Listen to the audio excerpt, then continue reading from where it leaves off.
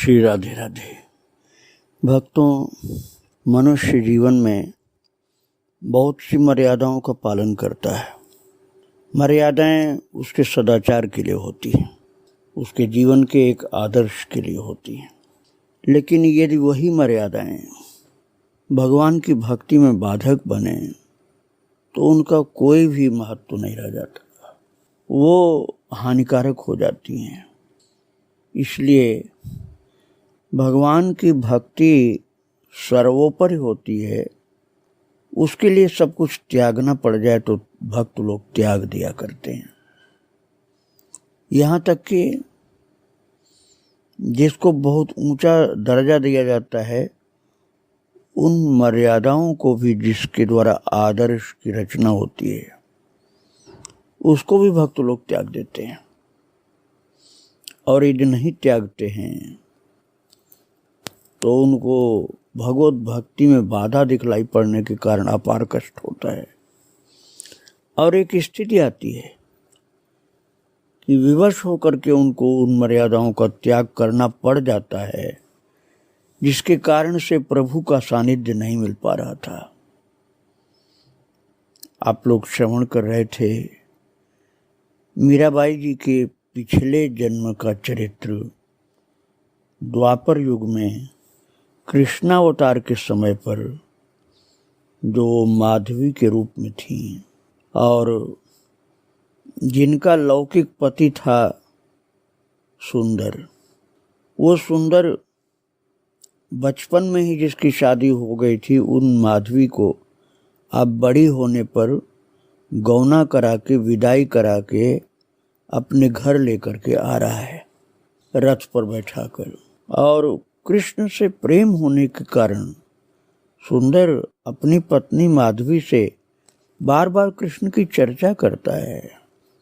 उधर माधवी को उसकी माँ ने कह रखा था, कृष्ण नाम का जो लड़का है उससे कोई संपर्क मत करना, उसको न देखना न अपने को दिखाना, दूर रहना उससे, उससे बात भी नहीं करना, नहीं तो तेरे पातिव्रत में बाधा आ जाएगी। माँ की उस सीख को माधवी भुला नहीं पाई है। सावधान है कि माँ की सीख का पालन करना है। और इधर उसका पति सुंदर कृष्ण प्रेम का दीवाना है, इसलिए वो एकाएक बोल पड़ा, यहीं कहीं होगा मेरा प्यारा कन्हैया, और देखेगा तो अभी दौड़ा आएगा। अब इस बात को सुनकर के माधवी को कोई प्रसन्नता नहीं हुई, क्योंकि माँ ने मना कर रखा था। हाँ, कृष्ण आएगा दौड़ा हुआ, तुम उसको देख न ले, इसलिए सावधान होकर के माधवी ने अपने हाथ पैर कपड़े से ढक लिए, मुंह भी ढक लिया। और तभी गोपाल जो 6-7 साल के भीतर के थे, 6 साल के थे, वे बोले,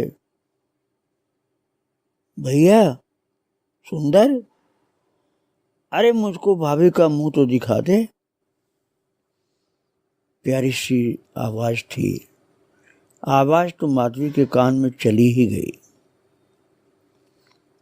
तो सुंदर ने कहा, अरे कन्हैया, पहले मुझसे मिलकर के मेरे हृदय के ताप को तो बुझा दे। तू कूद पड़ा ऐसा बोल करके रथ से और लिपट गया कृष्ण से और बोला कि भैया मुझे ऐसा लग रहा जैसे हम लोग जुगन बाद, कई युग के बाद मिले हैं। अरे कृष्ण, जहाँ तेरी चर्चा न हो वहाँ तो विधाता कबहू भी वास न दे हमको। कभी भी हमको ऐसी जगह वास न मिले जहाँ तुम्हारी चर्चा न हो। अर्थात तुम्हारी चर्चा के बिना मुझे कोई भी लोक भी नहीं चाहिए। तो कृष्ण ने कहा, अच्छा अब तो बहू को दिखा दे, अब तक तुम गले मिल रहा था मुझसे, अब उसको भी तो दिखा, कैसी है बहू। तो सुंदर ने कहा, कन्हू मैं कहाँ दिखाऊं भैया, तू ही देख ले, तो उसमें कहाँ पर्दो है। अब ये ब्रज की बोली भक्तों, तात्पर्य ये है कि सुंदर ने कहा, अरे भाई कृष्ण, मैं तुझको क्या दिखाऊं, तू खुद देख ले। अरे तुझसे कोई पर्दा है क्या? तो माधवी को लगा कि जो बालक कृष्ण है जिससे बात कर रहे हैं मेरे पति, वो तो लगता है कि रथ पर चढ़ाया। अब आप लोग समझ ही गए होंगे कि सुंदर की उम्र ज्यादा है। कृष्ण 6 साल के हैं और सुंदर कम से कम 16-17 साल का होगा, 10-12 साल बड़ा होगा। लेकिन कृष्ण से अत्यधिक प्रेम है, इसलिए दोस्ती है, मित्रता है। माधवी को लगा कि बालक रथ पर चढ़ आया और बाल कृष्ण रथ पर चढ़ करके बोले, ए भाभी, अपना मुख तो दिखा मुझे। और ऐसा बोल करके लीला पुरुषोत्तम कृष्ण मर्यादा कहाँ ध्यान देते हैं। वो तो उस बहू का घूंघट उठाना चाहे अपने हाथ से पकड़ के, लेकिन माधवी ने तो घूंघट कस के पकड़ लिया, क्योंकि उसको अपनी माँ के वचन याद आ रहे थे। अरे मुख तो मुख, अपनी उंगली का पोर भी देखने नहीं दिया माधवी ने, पकड़ के कस के पूरे शरीर को अपनी साड़ी से ढक लिया था। और जब कृष्ण नहीं देख पाए माधवी के न हाथ को, न पैर को, न मुंह को, पूरा ढक लिया था उसने अपने आप को, तो प्रभु के मुख से निकला, मैं कहा देखूं, अब तो तू ही मेरो मुख देखबे को तरसेगी। अर्थात मैं अब क्या तुझको देखूं, जब तू अपने को इतना बंद कर रखी है, अब तू ही मेरा मुख देखने को तरसती रहेगी और नहीं देख पाएगी, परेशान होगी, दुखी होगी, पीड़ित होगी। तू तरसेगी अब मेरा मुख देखने को। ऐसा कह करके कृष्ण रथ से नीचे उतर गए। और जब नंदसुवन रथ से कूद गया नीचे, तो भक्तों, जो वो प्रभु ने बोला था ना कि मैं कहा देखूं, अब तू ही मेरा मुख देखने को तरसेगी, महाराज वो आवाज जो थी वो एक अलग प्रकार की आवाज थी। माधवी चौंक पड़ी उस आवाज को सुनकर, क्योंकि यह स्वर न तो उसके पति सुंदर का था और न उस बाल कृष्ण अर्थात उस बालक का भी नहीं था, बल्कि वो गंभीर स्वर मानो सत्यता की साक्षी देता था। और आवाज ऐसी जो आई थी, मैं कहा देखूं, अब तो तू ही देखे, अब तो तू ही मेरो मुख देखबे को तरसेगी। इसमें आवाज में बड़ी गंभीरता थी, गूंज थी, एक ऐसी अद्भुत आवाज थी जो बालक की नहीं हो सकती है। और भक्तों, जब माधवी अपने को नहीं दिखाई, साड़ी से ढक रखा, हाथ मुंह पैर सब कुछ, तो माधवी तो अपनी जीत पर प्रसन्न थी। कृष्ण को न देखा न देखने दिया। और भगवान कृष्ण बोल गए कि अब तू मुझको देखने को तरसेगी। कान में वो स्वर गूंज रहे थे उसके, लेकिन अभी तो माँ की बात याद आ रही है, इसलिए जीत मान रही थी कि मैं जीत गई। बालक को देखने नहीं दिया, न देखा मैंने उसको। और जब अपनी ससुराल के घर में अपनी सास के पास पहुंची है वो, तो भक्तों वहां तो सब कृष्ण प्रेमी थे नंदगांव में, इसलिए उसकी सास भी सबसे पहले एक ही बात सोची कि बहू को मैं ले चलूं नंद भवन में और नंद रानी को प्रणाम करवा लाऊं, जिससे इसका जीवन सफल हो जाए। तो सास ले गई उस माधवी बहू को नंद रानी के पास नंद भवन में और ले जाकर के प्रणाम करवाया। उसका मुख देख करके नंद रानी बड़ी प्रसन्न हुई। बहुत सुंदर बहू है, भूषण वसन सब दे करके, आभूषण पहना के, वस्त्र डाल करके कंधे पर उसके, फिर उड़ा करके वस्त्र बड़ा कीमती, और उसके बाद उस बहू का मुख मीठा कराया यशोदा माता ने। अनेक प्रकार से दुलार करते देख करके उसकी सास ने कहा, माधवी की सास ने, कि अब तो हमारो कन्हैया को विवाह कर ही दो रानी जू। जब भी उसके किसी सखा का विवाह होता है उसका विवाह का चाव बढ़ जाता है। तो वो बोली, क्या कहूं बहन, क्या कहूं। उसका तात्पर्य ये था कि मेरी थोड़ी चलेगी, जो मन होगा कन्हैया का तभी करेगा। तो तभी कन्हैया आ गए घर में और आकर के कहा, मैया हो मैया, अरे बड़ी जोर की भूख लग गई है, कुछ खावे को दो। महाराज उसी समय कृष्ण की निगाह पड़ी अकस्मात उस नई बहू के ऊपर। तो अभी पहले तो रास्ते में देखे थे ना, अब घर के अंदर देखा आपने, तो पूछ बैठे, मैया ये कौन सी बहू है, किसकी बहू है।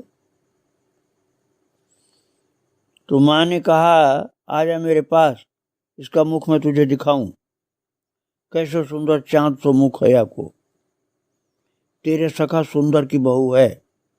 मैया ने पुकारा है कहके। अब तो प्रभु को सब पता कि सुंदर की बहू तो वही है जो रास्ते में मिली थी और मुझे देखने भी नहीं दिया, न अपने को दिखाया न मुझे देखा।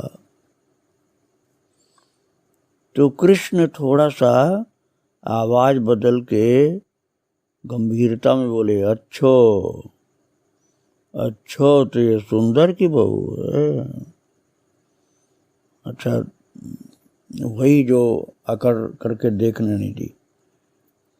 तो भगवान बोले कि अभी ना मैया, अभी मुँह को सखान के साथ कहूँ जानो है, अर्थात मैं अभी सखाओं के साथ कहीं जा रहा हूँ, मैं सुंदर की बहू का मुँह भी नहीं देख पाऊंगा।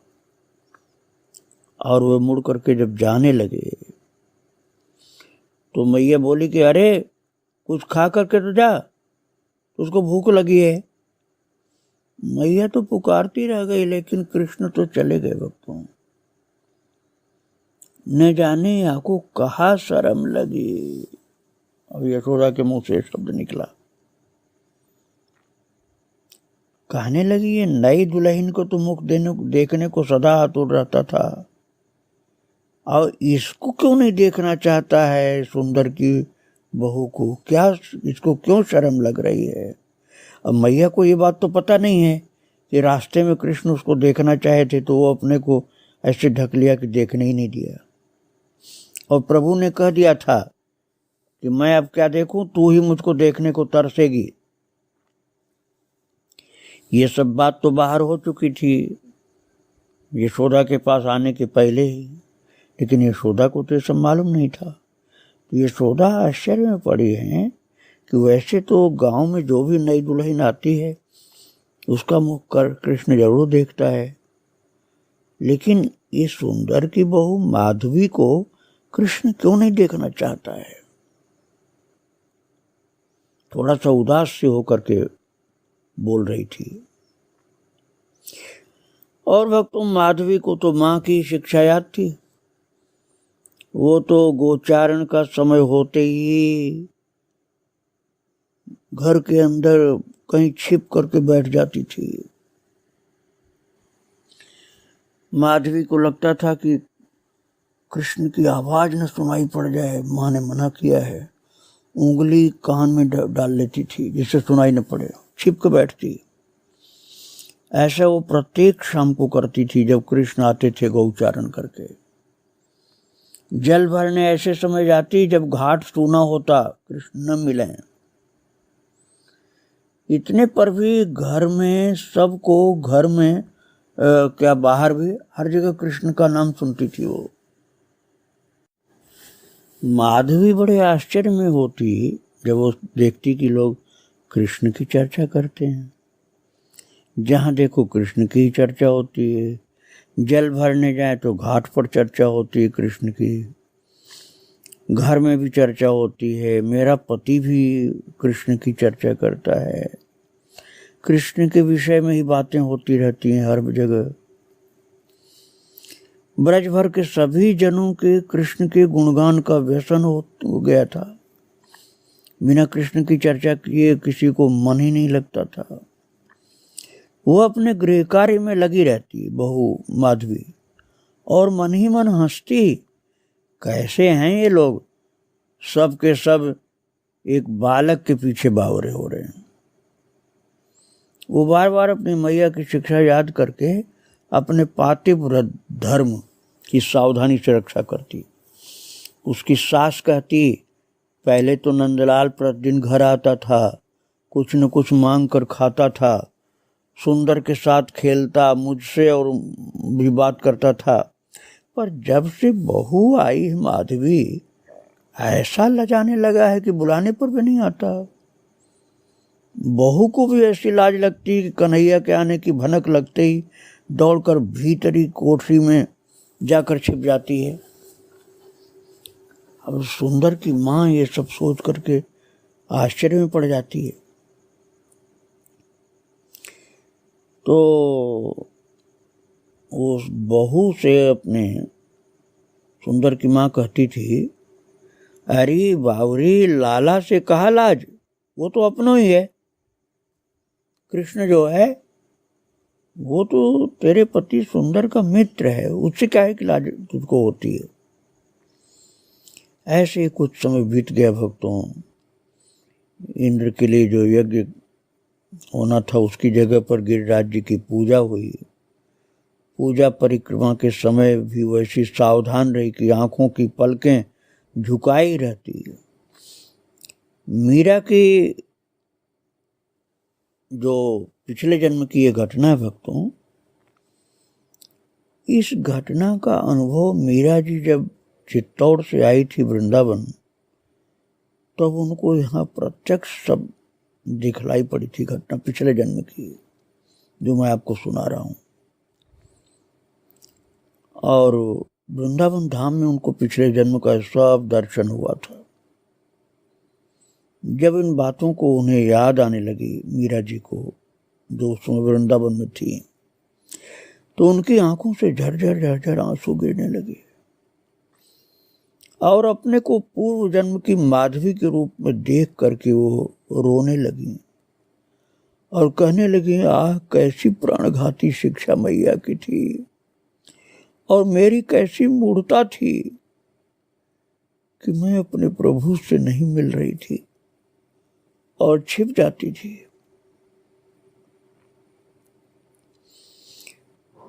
ये तो मैंने मीरा के रूप में जन्म लिए हुए की बात किया।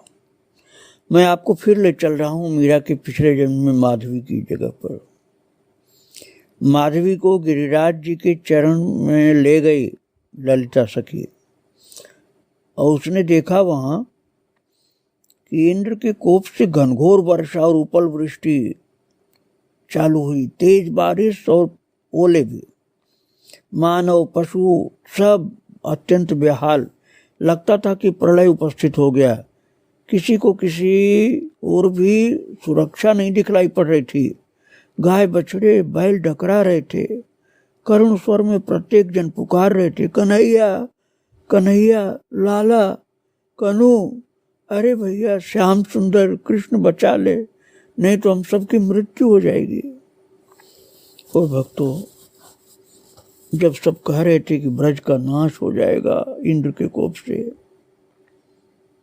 रो रहे थे लोग आंधी पानी के भयानक रौ में।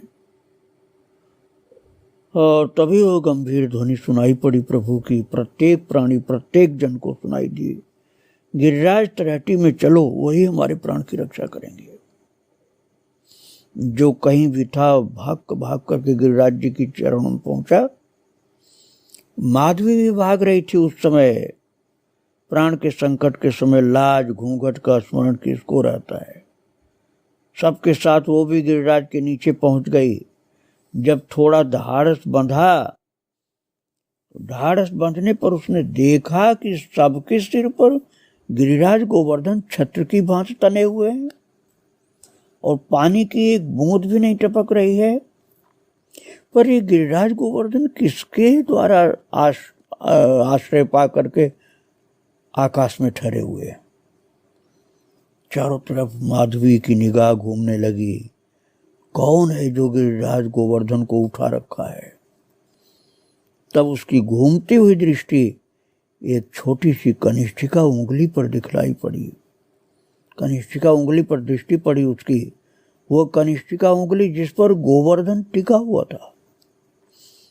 ऐसी सुंदर अद्भुत शोभा वाली उंगली, और वो हाथ जिसमें उंगली है उसकी कैसी शोभा है! आश्चर्य से अभिभूत दृष्टि महाराज उंगली से हाथ पर आई, हाथ से भुजा पर आई और नीचे उतरने लगी। और तब तक उसने देखा भुवन मोहन कृष्ण के मुखारविंद को। और माधवी ने जब कृष्ण का मुखारविंद देखा, वो छवि देखा, एक नजर में जो देखा जा सका सोई बस नेत्रों के पथ से उस रूप समुद्र ने उमड़ कर हृदय को लबालब भर दिया। मन बुद्धि न जाने किशोर भाग छूटे। 7 दिन कब बीत गए इसका ज्ञान किसी दूसरे को भले हो, लेकिन माधवी को इसका ज्ञान नहीं हो पाया।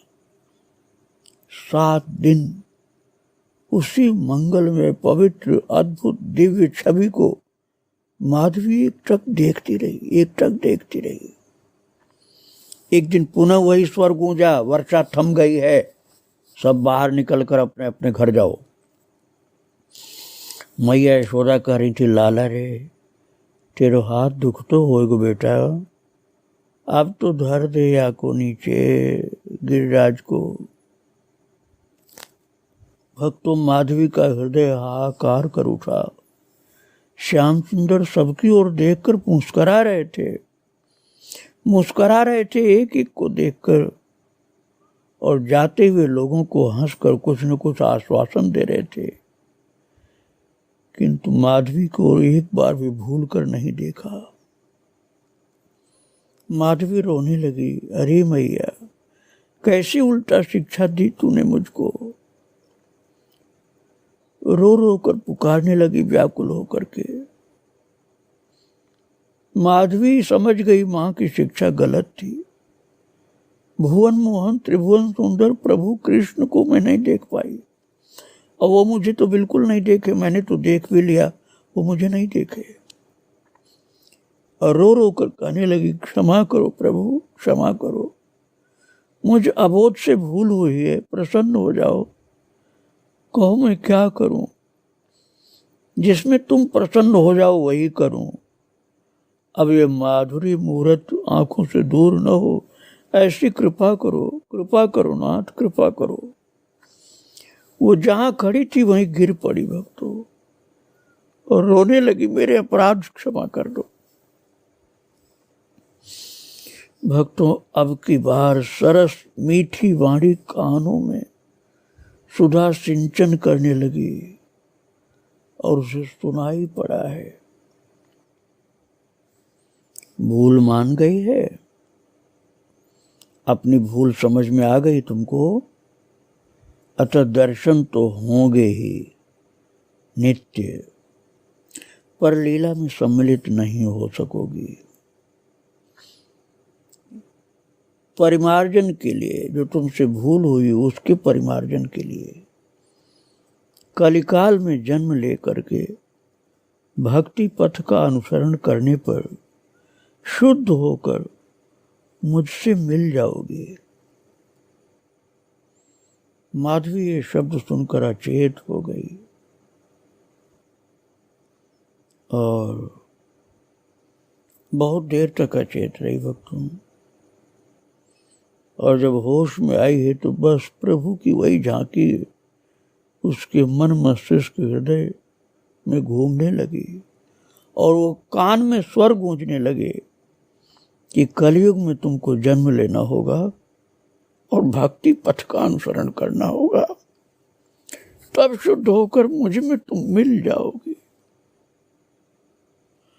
इसी मंगलमय स्वर को कानों में जो गूंज रहा था, सुन सुन करके प्रेम विभोर हो करके रो रही थी। धन्य माधवी, तो कलयुग के जीवों का उद्धार करने के लिए मीरा बनकर पैदा हुई। हे मां, तुम्हारे चरणों में अनंत बार प्रणाम। जो जीवों के कल्याण के लिए मीरा बनकर पैदा हुई। तुम्हारे आगे के चरित्र को फिर मैं सुनाऊंगा। आज तुमको यहीं प्रणाम करके विराम दे रहा हूं। श्री राधे राधे। जय श्री राधे राधे।